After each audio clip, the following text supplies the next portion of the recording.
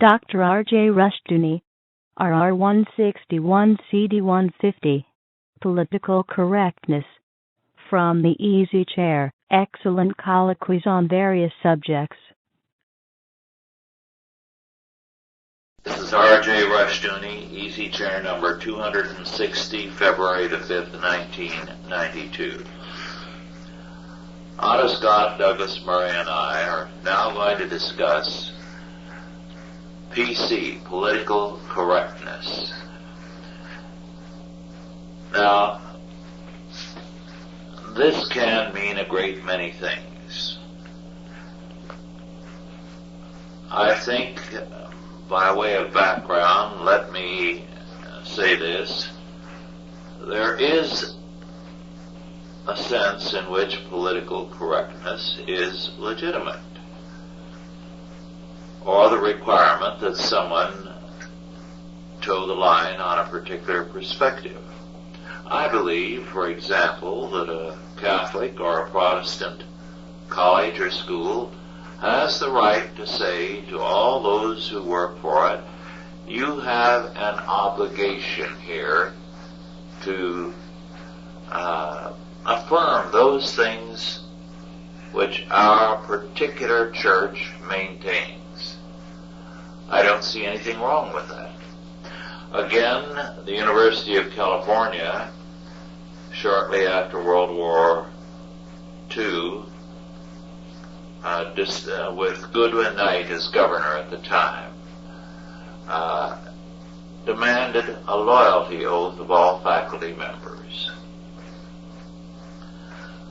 A number of them, well, not too many, a half a dozen or so, refused, and it became a national issue.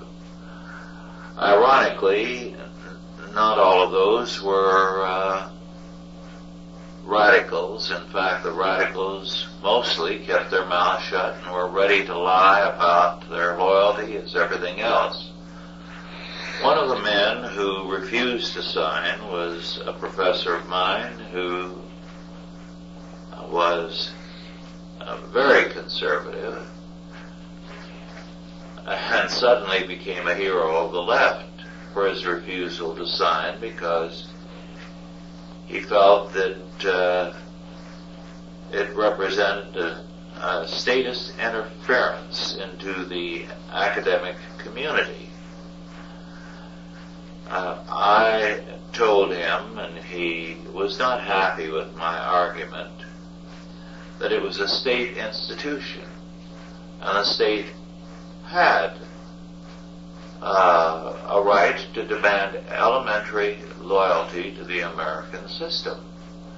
It was not asking you to be a Republican or a Democrat or anything hard and fast. It simply said you could not be dedicated to the overthrow of the United States and the substitution of a Marxist system. So, within limits, I think we can begin, I hope with common consent, by conceding that institutions have a right and even a duty to require an elementary loyalty. But what political correctness, or PC, has become is an instrument on the part of the left which now commands most of our institutions of higher learning to silence anyone who is conservative or to borrow them from the faculty. And it has become a very ugly instrument of that sort. A man who is a Christian has very little chance of getting a job now, especially if he is Orthodox. One very brilliant scholar I know had to drop out of the doctoral program at an English university because his dissertation had to do with the influence of Christianity on culture. And they were insistent that a superstition cannot influence a culture.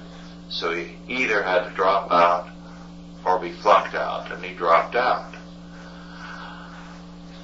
Just 3 days ago, Sunday, Howard Phillips was telling me that, and I was aware of the situation, a brilliant young man who was about to get his doctorate. He was the top man in the history department at this particular school in the East. But when they found out he was a Christian, they kicked him out. So this is what PC, or political correctness, is about. Our friend Dr. Dwight Murphy in the Midwestern College just led a campaign against political correctness, which was proposed by the faculty, and he managed to have it suppressed by a majority of 7. It was a tough fight. Now, as you know, the application is not only applied to the faculty but also to the students. Yes. And the students are then, if they're convicted of having said something that might be considered sexist or racist, and these are very elastic characterizations, are then put into remedial classes where they are indoctrinated in the correct attitude. That's what the Chinese communists do. That's what the Chinese communists did. That's what all the communist countries did. They insisted upon an open confession. They insisted upon an open apology, and then they had re-education courses. Vietnam has re-education camps, and China still has, and I'm sure Cuba still has, if there's anybody brave enough to need re-education. And this, of course, is totalitarian. And the lesson that's being taught in the colleges is that you do not have free speech. Now, that's a very bad lesson to teach Americans. You get ahead, you get along by going along, and you lose by speaking up. Well, my definition of political correctness is intellectual terrorism. Very good. It's an insidious coercion that we see all around us, and but I think there's a positive side to it. You cannot have that kind of contained frustration, kicking people out of universities and denying them credentials in their particular discipline. And I think it gives rise to the possibility of a rebirth of Christian universities or Christian-based schools. This is exactly what we need. If someone would provide us with the funding, we'd get to work on it. One of the very, very powerful books of the 80s was by someone who, after, I believe, 22 years, was finally released from one of Castro's prison. Valadares, I believe, was his name, and the title of the book, Beyond All Hope. And the point he made there, that he had been arrested for a very harmless remark, which had only one fault. It displayed an independent mind. And the goal of the tortures that he and others were subjected to was to break every one of them into agreeing with the party line, into singing the praises of Castro, into talking of the glories of the new Cuba. They knew that all this was hypocrisy, that no one in the prisons who went along with their classes and joined them had an element of honesty. They were just trying to get out of the endless torture. And what the author said was, and he resisted to the last, they knew that by getting them to agree to the political correctness program, they were being turned into moral zeros. The goal of it was to make moral zeros of all the prisoners. Then, men who were moral zeros could be turned loose and would no longer be a problem, no longer a threat to society. And I believe that the universities today are dedicated with all the passion of their being to turning people into moral zeros, so that our students are at risk in these universities. I regularly get calls from people asking, where can I send my son? And probably you heard Dr. Ellsworth McIntyre describe his own experiences going to two schools ostensibly thoroughly reformed and safe for the children. And he said in one, he walked in the lobby, there was a couple virtually copulating on the Davenport.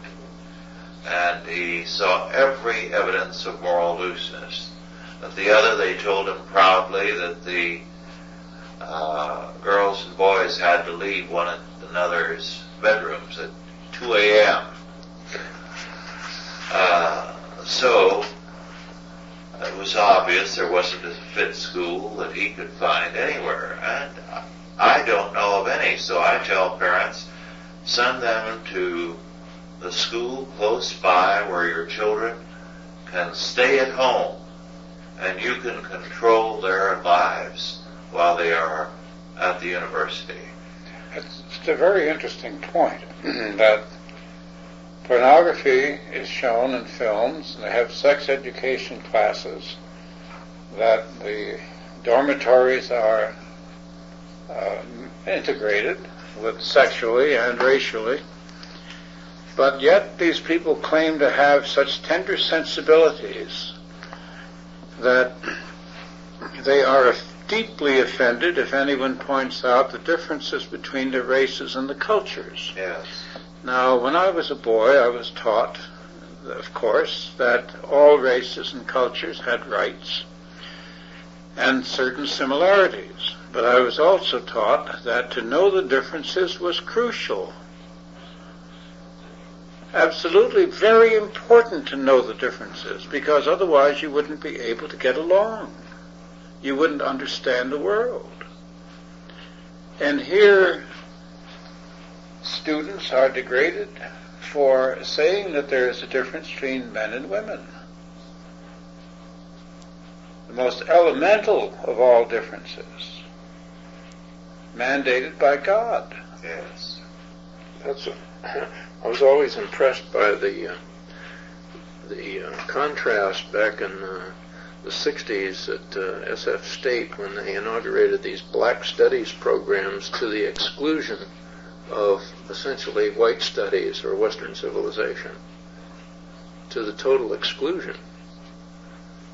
There is an anthropologist, a social anthropologist named Edward T. Hall, who has written some books on cultural matters. The latest that I read was entitled Beyond Culture, and I wouldn't say that it was a book I totally agreed with. Certainly I didn't agree with all his conclusions, but I was interested in some of the cases and experiments that he and his colleagues conducted. For instance, they videotaped people in conversation, both men and women in conversation with one another without the sound, and also blacks talking to one another and whites talking to one another. And they found that there was a correlation to body movement. There are certain postures and attitudes and body movements which the people engaged in, hands and arms and legs and feet and switching from foot to foot and so forth. He said almost like rudimentary dances. If you speeded the film up, it would look like a dance. And he said there was a discernible and marked difference between black groups talking to one another and white groups talking to one another, and then black and white talking to one another, in which you would see the dissimilar body movements. Now, I don't know whether they've shot him yet or not, because the book was printed in the 70s. Maybe he's retired and he's safe. But I'm sure that if he was on a faculty today, he would be dismissed. Yes. Well, at the end of the Middle Ages, the university's stature was so shattered by its stupidities that it took centuries for the university to recover. And I think we may possibly be facing a serious similar problem. More and more of the innovative thinking is coming out of industrial laboratories, out of independent men. The federal government has done a disservice to the future in that its tax plan has hurt industrial research and development. But this is still the most fertile area of new thinking and new development in the scientific field, in the industrial field. Similarly, a great deal of the thinking that is most telling with regard to the future is no longer from within the university circles. Well, unfortunately, the press takes its cue from the universities. Yes. Now, the press is politically correct. Yes. We see it on television, and we hear it, and we see it in all the publications. They all take a politically correct attitude on the issues of the day. Even the newsletters, even the so-called independent newsletters are politically correct. They're very careful about what they report, what they comment on, and what they say. I'd never believed I would see such conformity in this country. I'm sure that it's only skin deep, because it breaks out every so often in eruptions here and there. But nevertheless, officially, we have now turned into a one-issue country, where every issue has only one side. On the abortion issue, I have never expected to hear anyone attacking abortion on television, or on the stage, or in the theater, or in lecture halls. Well, in the economic newsletter realm, if anyone speaks too freely, they will very often be subjected to a tax investigation. It becomes so costly that they have to be careful how they write. So there is a censorship of sorts. The multitude of little presses springing up from coast to coast is startling. And these presses are bringing out things that heretofore were not in the public forum, precisely because they're totally outside the intellectual establishment.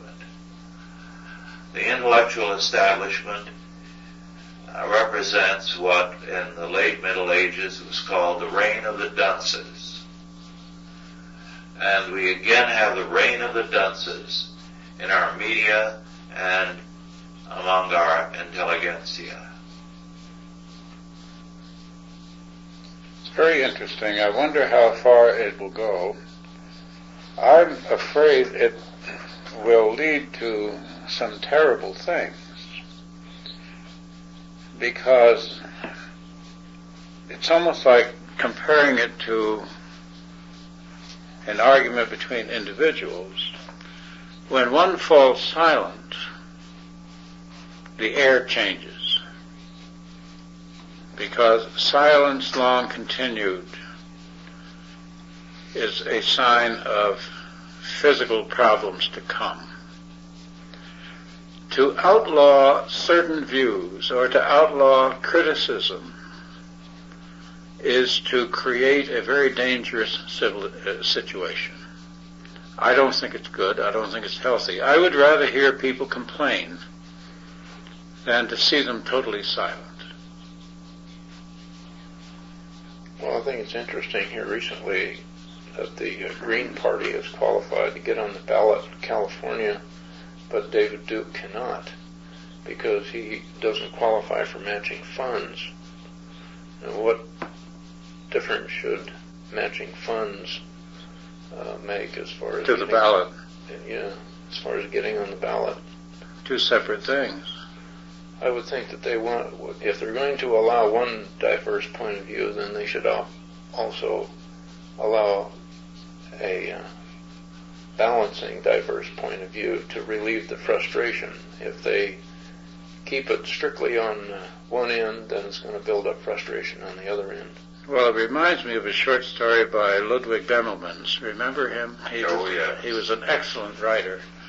Ludwig Bemelmans wrote a little story about spring in a totalitarian country. Of course, the dictator announced that it had arrived. It was the 1st of May.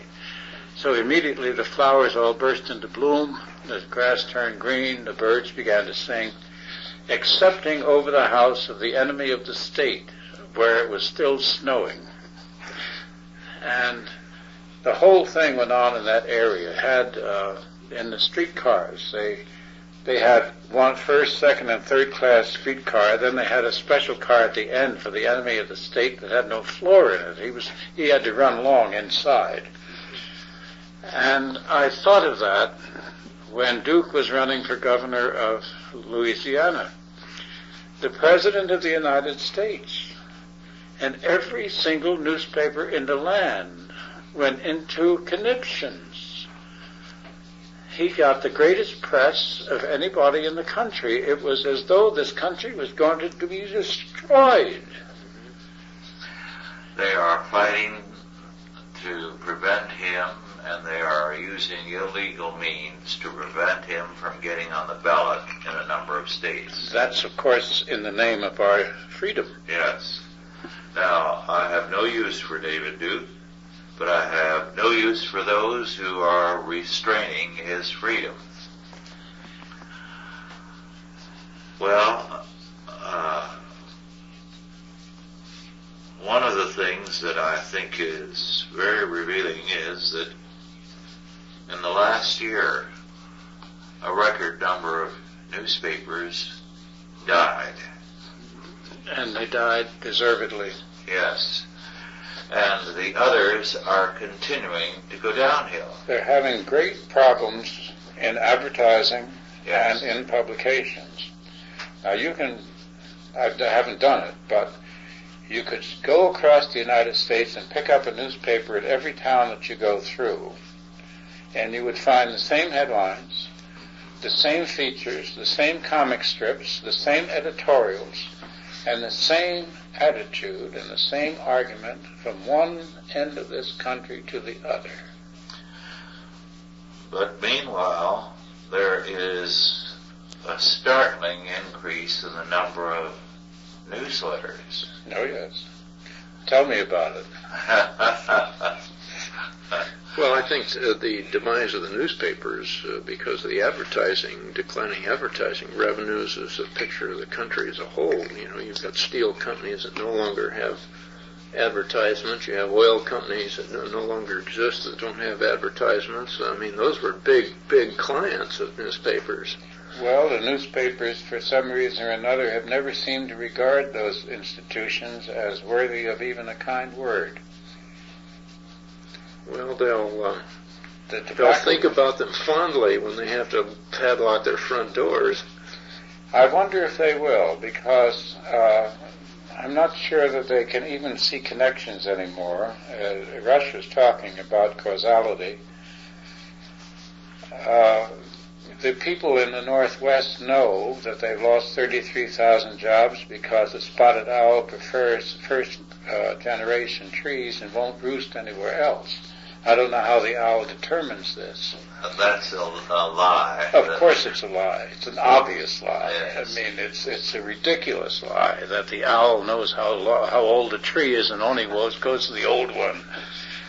But they can see the connection there between environmentalism and employment. When the average person realizes that environmentalism is out to the perfect environmental situation, I've finally decided, is a graveyard. There's no motion disturbing the worms or the birds. Everything is growing as it should, and the people are silent. Well, political correctness is not meeting with favor from the people. The indifference in this campaign to the candidates is phenomenal. And this has been coming on for some time, but nobody is happy with any of the candidates. Pat Buchanan is the only one that has engendered some enthusiasm. But by and large, people have concluded that there isn't much difference between the two parties. Well, of course, the two parties have set up so many rules against third-party movements that it's very difficult to break that arm lock. But what strikes me is the lack of seriousness on the part of our government.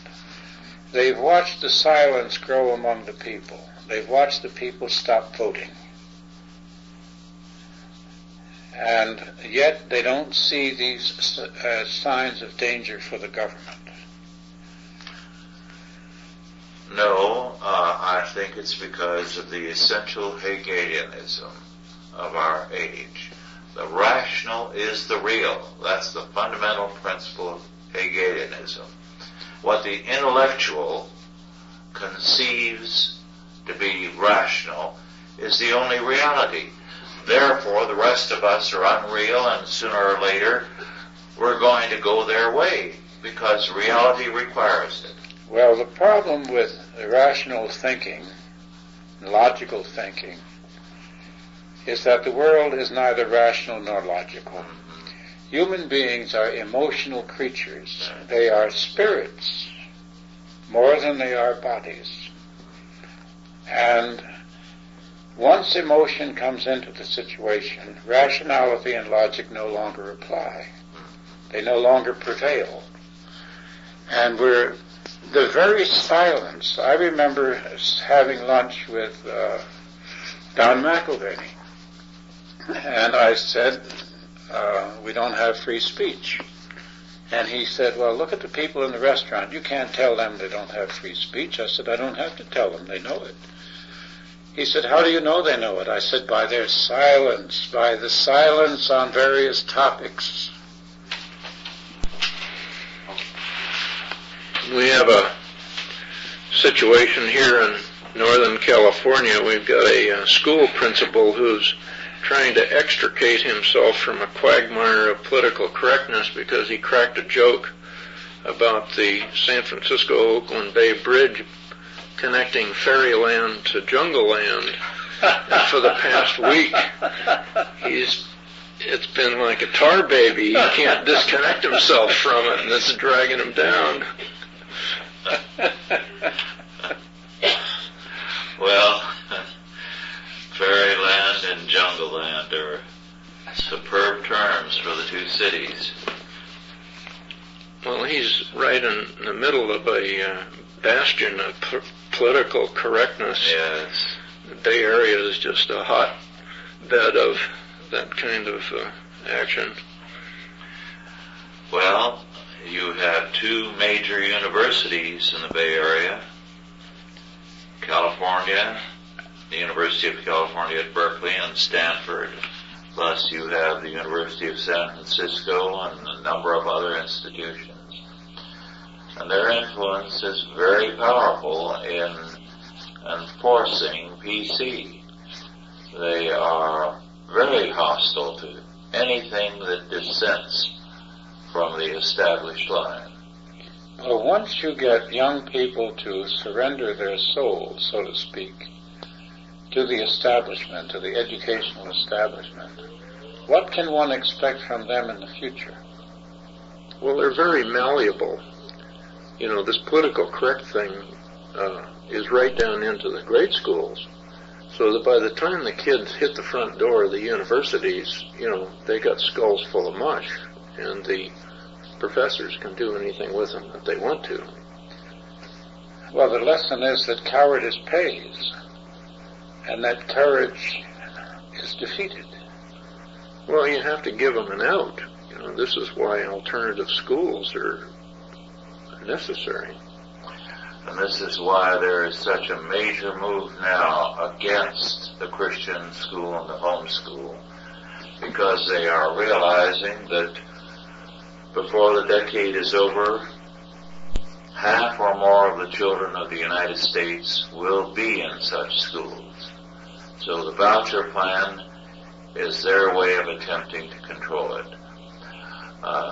Bush, Quayle, and Alexander, the Secretary of Education, have all worked to promote the idea, but the Pennsylvania legislature defeated their efforts. The effort now is in California and in other states. We probably will see it on the ballot here later this year.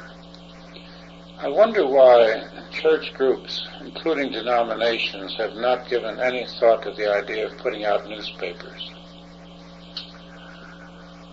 Well, they have put out magazines for a long, long time, but the hierarchy controls them.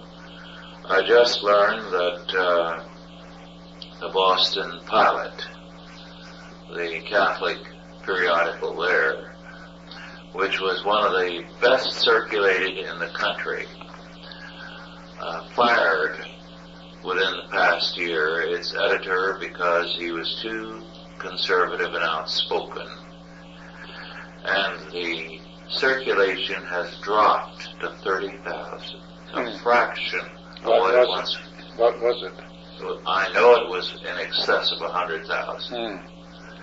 Now, this is what happens. When churches put something out, what you get is the top-down idea. How can we make this magazine or this paper ecclesiastically correct? Well, then, that as soon as I said it, I thought of that too, that they wouldn't really admit reality. No. It would be like an official United States daily. Yes. Yes. Well, then the Christians themselves, we have, after all, there's an enormous number of Christians in the United States, and I'm always surprised by the fact that, like conservatives, they never seem to get into the arena, the real arena, the everyday arena, and put out publications that appeal to the average person. It isn't necessary to educate them theologically in order to put out communicative information. Well, Otto, the number of newsletters and magazines put out by the people on the Chalcedon mailing list. Yes, we're doing our best, yes. Legion. Apart from our staff members, our readers are busy putting out things that deal with a specific issue or with a specific church scene, so that they are marvelous troublemakers to the powers that be all over the country. I read an article recently that this is what hastened the demise of the Russian Empire, was the clandestine assembly of computers. The samizdat, yes. The samizdat preceded the computers, and things went around from hand to hand, real underground literature. We are pretty close to that. Even our newsletters, are part of the PC crowd. Real underground literature hasn't reached us yet. And it's going to have to get a lot more candid than it is today. Well, I think you'll really see underground literature when you get a publication dealing with the IRS and the federal bureaucracy. And naming names. And naming names, yes. Naming the judges. Yes. And connecting the judges with the decisions. And naming the agents and the agencies. Yes. With the regulations. And calling attention to all the homosexual judges on the federal benches that Jimmy Carter named to office. He named more judges than any other president for a long, long time, because the federal judgeships were expanded, yes.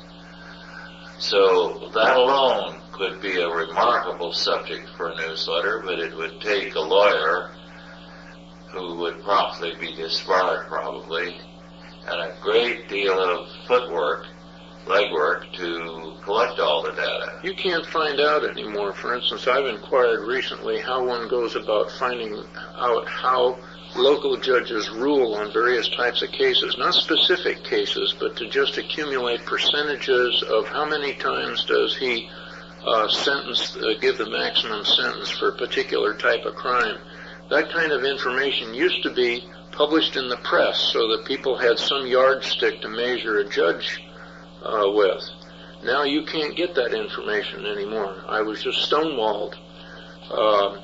In the press, every time some federal judge issues an order, unless it's some guy who gets on television like Kelly did down in Wichita, you never find out what the name of the guy is that issues this order and this decree. The judiciary. The judiciary is the shadow branch of our three branches. And, of course, in Stygian darkness is the agencies. And then today, they announced that the Bar Association will not release to the public the names of attorneys who are disciplined for infractions, for breaking the law. They're protecting the reputation of the lawyers, which seems to me like a lost cause. Yeah. Well, what is happening here and there across the country is that women are forming groups, and they are monitoring various groups, say a council meeting, board of supervisors meeting, a judge, and so on. So this is a step in the right direction. Well, yes, it is. Why? How is this? Do they call themselves any special names? No, these are small. It's just organizing groups in various communities. Yes, yes. That's a wonderful sign. Yes. Well, accountability is all but gone as far as the politicians and the judges are concerned. That's how they've become so arrogant. That's what led to this in part. Some judges were so arrogant in cases involving rape and child molestation that a great many women felt that they had to do something about it. And they've expanded into many areas now, so that a great many women are active in this sphere. Well, we have something else which we're going to have to pay some attention to, and that is the racial and ethnic nature of our criminal class. I think it's long overdue to identify those that are committing these terrible crimes. Of course, all races and ethnic groups commit crimes, but we would at least have a more rational and realistic idea of who is committing the crimes if they describe the criminal. How do they have solved the problem? I heard the other day that there's a company now that puts out trading cards, like baseball cards, of serial killers, like Jeffrey Dahmer and all the rest of these monsters. Selling them to children. Yes. Exactly. And we don't know the name of the company, and nobody is going to interview the officers of the company so that we have some idea of who these bastards are. We have a press that does not report. Dahmer is not cited as a homosexual. After the first article or two describing what his own statements, that has dropped out of the news. Well, we've had a series of homosexual serial murderers, and yet when the subject comes up, we're told that it's simply an alternate lifestyle. Yes. Nobody talks about the dark side of homosexuality, which consists of hatred and violence, because it is, a form of insanity. Well, they bullied the Psychiatric Association into taking it off of the list of mental aberrations. Yes, that was some time ago. Yes. There is no coverage of, excepting in special places, no coverage of the American Historical Society meeting, no coverage of many other scholastic gatherings in which weird subjects and topics are discussed.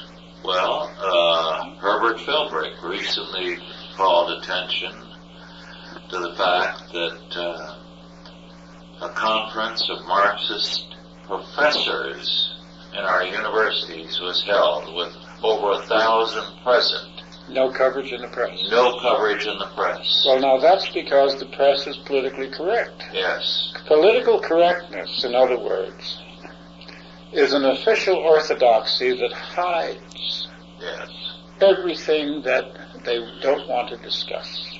I wonder how many people are aware of this conflict that they have going in San Francisco with the this group that is trying to legitimize sex between men and boys that meets in the public library down there. I wonder how many people outside of the Bay Area in this country are aware that that's going on. Well, what we are told about is the fact that some parties want homosexuals to be scoutmasters. Yes. Well, the Man-Boy Love Association is now a national group. They parade. They are increasingly becoming aggressive in formulating their position and taking a hostile attitude towards anyone who criticizes them. Well, they feel safe to do so. Well, the politically correct umbrella, all of these groups now are standing underneath the politically correct umbrella. Yes, they are. And this is why I drew a line before between the Weimar Republic and our situation. This was true in Germany during the 20s. Yes. It was the same. The same permissiveness, the same expression of these ideas in the media and in films. It permeated everything. Yes, it did. It drove the Germans crazy. You think the same thing will happen here? Well, if you gag people, and you tell them that things that turn their stomach are perfectly all right and that they don't have the right to protest or even criticize, what would you expect to happen? I hate to, it's like the Scotsman who decided to feed his horse sawdust and gave it green glasses. It worked fine for a couple of weeks. The press is putting green glasses on us and giving us sawdust. Well, one item model that will confirm your thesis is this. There is a growing revulsion in Italy for what they have, for the masses of Arab and Turkish and black immigrants who are turning the country into a nightmare of lawlessness. And a candidate now for their National Assembly is Benito Mussolini's granddaughter running on the fascist ticket. Is that so? Yes. Interesting. That's interesting. She says the people, she's an attractive young woman, she says the people have had it, and she feels they are appreciative of the order her grandfather provided. My goodness. Now that's an ominous sign. That is an ominous sign. Well, I saw another ominous sign on the CNN tonight. The Mexicans are grouping together on the Mexican side of the border in groups of hundreds, and they are running as hundreds across the border, and they're running onto the freeway. And the customs officers are afraid to go into the freeway in the middle of the traffic to get them. So they're simply flooding into the United States. And this is filmed.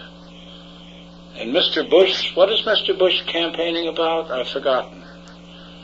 Oh, the National Health Program. Yes.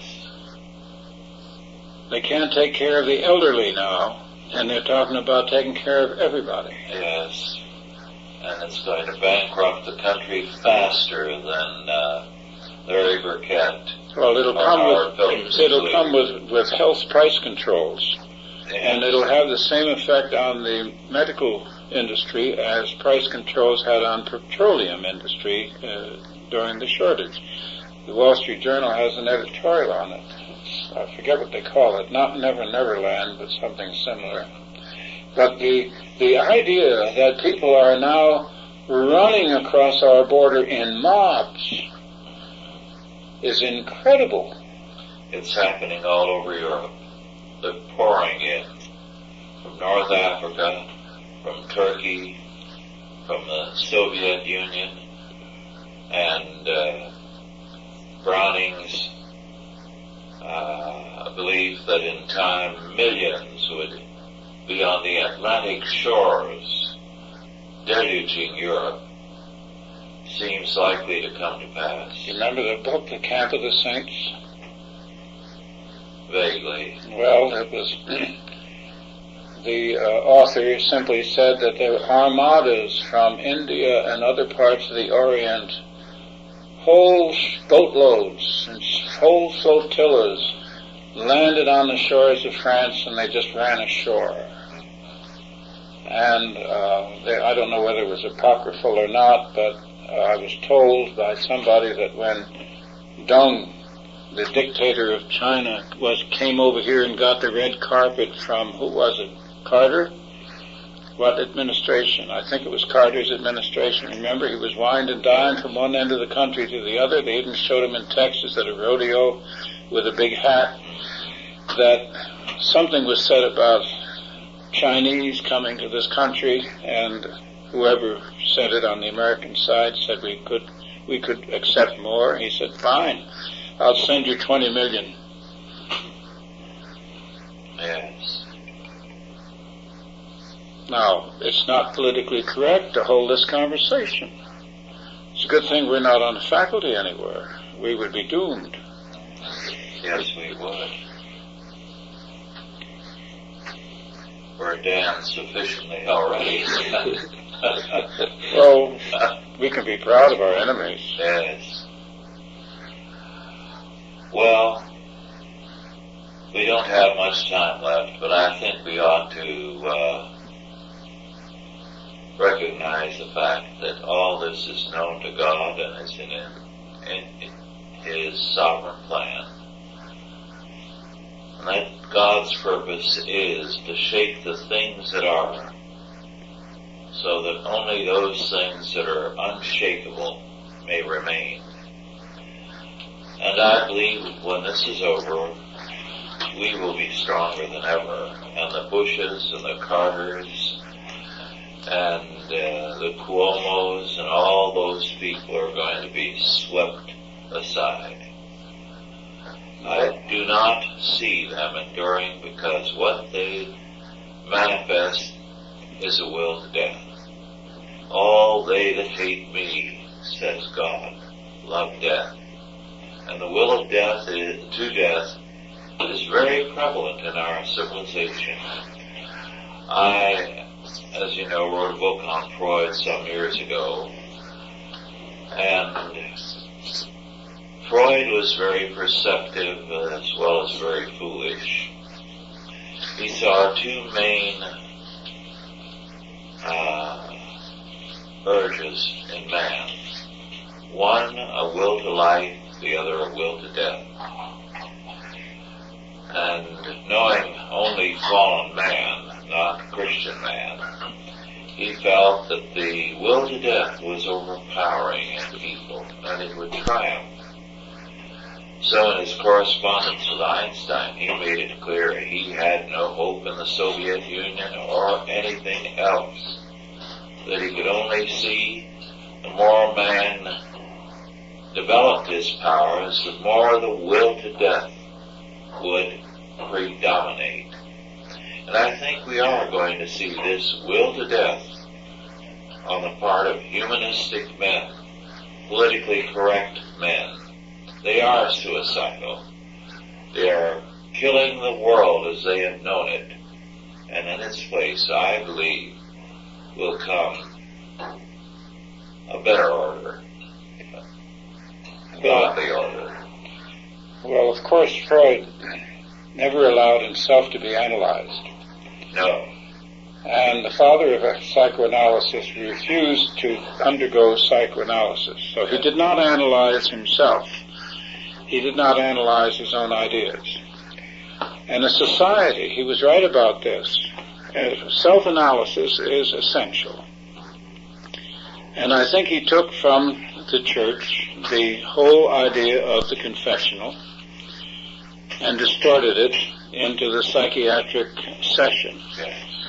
But a nation that doesn't analyze itself is engaged in an effort toward death. Just like a man who doesn't analyze himself can never overcome his own errors and weaknesses. And this is where the political correctness, I think, is the most dangerous, because it's stopping free speech and it's stopping the analysis of our problems. The open and public debate which every country has to have in order to maintain a healthy situation. And of course, it's also stopping all religious talk.